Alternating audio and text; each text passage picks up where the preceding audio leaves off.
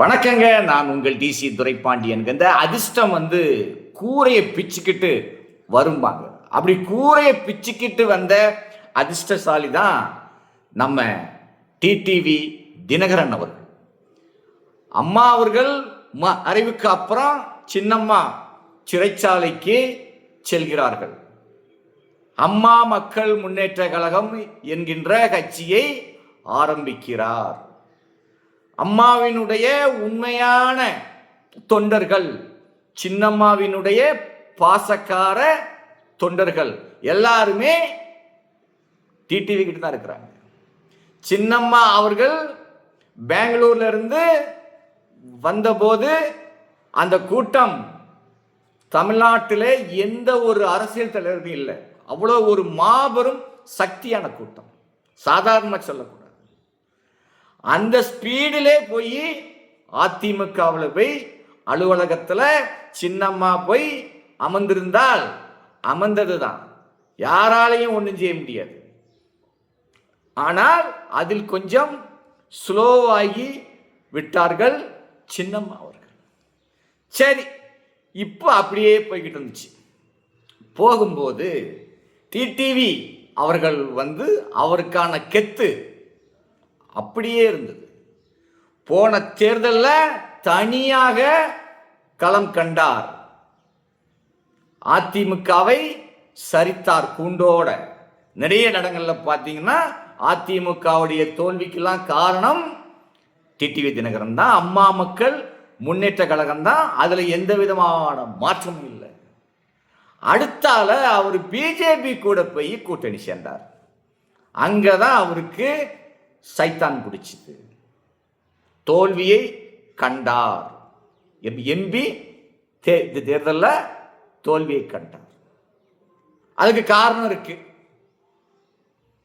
அப்பவே சின்னம்மாவுக்கும் அவருக்கும் கொஞ்சம் போச்சல் தான். சின்னம்மா பிரச்சாரத்துக்கெல்லாம் போகவே இல்லை.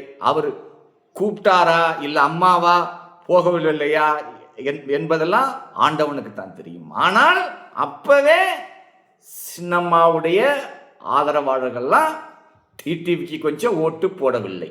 இதுதான் உண்மை.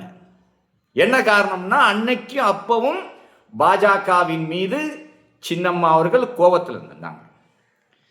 சரி, இப்போ அப்படியே போய்கிட்டு இருக்கும்போது வேண்டாம்ட்டார். நான் என்டிஏ கூட்டணி கூட இல்லை அப்படின்னு வந்துட்டார். சரி, அப்படின்னு வந்தவர் என்ன பண்ணி இருக்கணும்?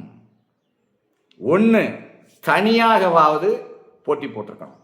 இல்லையா தாவேகா கூட கூட்டணிக்கு சேர்ந்திருக்கணும். தாவேகா கூட அவர் கூட்டணி சேர்ந்திருந்தால் குறைஞ்சது 25 தொகுதி விஜய் கிட்ட வாங்கியிருக்கலாம். வாங்கியிருந்த எல்லா சீட்டுகளையும் ஜெயிச்சிருக்கலாம். காரணம் இருக்கு. எடப்பாடி பழனிசாமி கூட கூட்டணி போவதுதான் முக்குளத்தூர் சமுதாயத்து மக்களுக்கு டோட்டலா டிடிவி அவர்களை பிடிக்கவே இல்லை. இப்பவும் சொல்றேன், தேவர் சமுதாயத்து மக்கள் ஒரு சில இடங்கள்ல ஓட்டு போட்டதுக்கான காரணம் அந்த கேண்டிடேட்டுக்காக தான். அந்த கேண்டிடேட் தேவர் சமுதாயத்துக்காரனாக இருந்ததுனாலதான் அந்த ஓட்டு சமுதாயத்துக்கு போட்ட ஓட்டு தான். டிடிவிக்கு போட்ட ஓட்டு இல்லை, எடப்பாடி பழனிசாமிக்கு போட்ட ஓட்டு இல்லை, பாஜகவுக்கு போட்ட ஓட்டு இல்லை, அந்த கேண்டிடேட்டுக்காக போட்ட ஓட்டு தான். நாங்குநேரி தொகுதியிலே அதே மாதிரி தான். கட்சிகளெல்லாம் பார்க்கல. ஆனா இன்னைக்கு தாவேகா கூட கூட்டணி வச்சு நாங்குநேரி இல்லை, எங்க போட்டிட்டு இருந்தாலும் அமமுக அமோக வெற்றி பெற்றிருக்கும். இன்னைக்கு பார்த்தீங்கன்னா 108 சீட்டு தான் விஜய் பிடிச்சிருக்கார் இல்லையா, 150 இடங்களை தாராளமாக பிடிக்கும். என்ன காரணம்னா, டிடிவி தேவர் சமுதாயத்துக்காராக இருந்தாலும் அவரை எல்லா சமுதாயத்தை சேர்ந்தவங்களுக்கும் பிடிக்கும். ஏன்னா அவருடைய ஸ்பீச் அவரை எல்லாருக்கும் பிடிக்கும். ஆனா இன்னைக்கு பிடிக்காத காரணம் என்னன்னா, எடப்பாடி பழனிசாமி கூட நான் சேர்வதற்கு பதிலாக தூக்கு போட்டு சாவலாம்னாரு. அதுதான் இன்னைக்கு அவரை யாருக்கும் பிடிக்கல.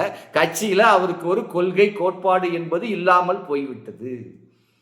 சின்னம்மாவை விட்டுட்டு வந்தது அது உங்களுக்குள்ள ஃபேமிலி பிரச்சனை, அது கட்சி பிரச்சனை இல்ல, ஃபேமிலிக்குள்ள. அதுக்கு நாங்க யாரும் பேசுறதுக்கு உள்ள வரவில்லை. ஆனால் தாவேகா கூட இவர் கூட்டணிக்கு சேர்ந்திருந்தா இன்னைக்கு தாவேகா தாராளமாக ஆட்சி அமைச்சிருக்கும்.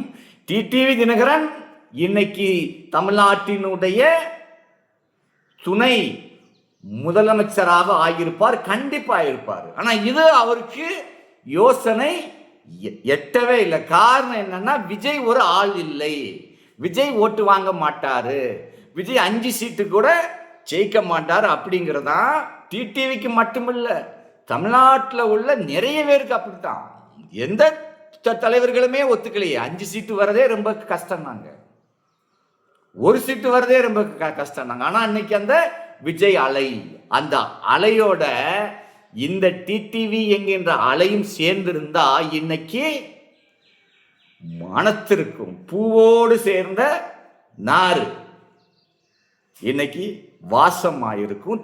தமிழ்நாடு இன்னைக்கு பிரகாசமா இருக்கும். முக்குளத்தோர் சமுதாயத்துக்கும் ஒரு பலனாக இருக்கும். அது இன்னைக்கு கோட்டை விட்டு விட்டார். அந்த கோட்டையை விட்டது யாருன்னு தான், கோட்டையை விட்டு போட்டு தான் ஓட்டையில போய் மாட்டிக்கிட்டார். எடப்பாடியினுடைய ஓட்டைக்குள்ள போய் மாட்டிக்கிட்டார். எப்போ எடப்பாடி பழனிசாமி கட்சியில 10 சீட்டு வாங்கினாரு, 10 9 அதை வாங்கிட்டு 1 சீட்ல தான் வந்து. அந்த 1 சீட்டுமே எந்த ஊர்ல சேர்த்திருக்காரு? மன்னார்குடியில. அதுவும் யாரை வச்சு? அந்த வேட்பாளரை வச்சு. இல்லைன்னா அவரு அந்த 1 கூட வந்திருக்காது. ஸோ நான் அதுக்கு தான் என்ன சொல்றேன், நல்ல ஒரு வாய்ப்பை டிடிவி தினகரன் அவர்கள் பயன்படுத்த தவறிவிட்டார் என்பதுதான் என்னுடைய கோரிக்கை. நன்றி, வணக்கம்.